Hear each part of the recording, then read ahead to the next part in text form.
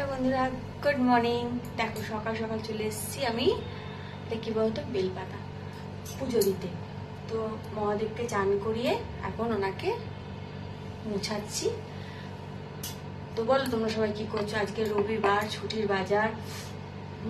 প্রচন্ড ব্যস্ত নিশ্চয়ই সবাই। আমিও ভীষণ ব্যস্ত ছিলাম। আজকে অনেক বেলা হয়ে গেছে, আমার বাজে ঘড়িতে প্রায় 11:30। এখন আমি এসছি তোমাদের পুজো দেবো।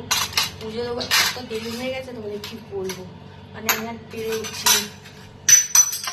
যা পড়ে গেল, যাই হোক। তো চলো, আজকে রবিবার, তো সবাই খুব ব্যস্ত, সবারই খুব তাড়া। আর আজকে আমার সত্যি অনেক কাজ আছে, খুব কাজের চাপ, তাই বলো। তো চলো, ঠাকুরকে এই যে খেতে দেবো, গুছিয়ে নিই। তো চলো, পরে তোমার সাথে দেখা হচ্ছে, কেমন? আমি কাজকর্ম সেরে নিই। টাটা।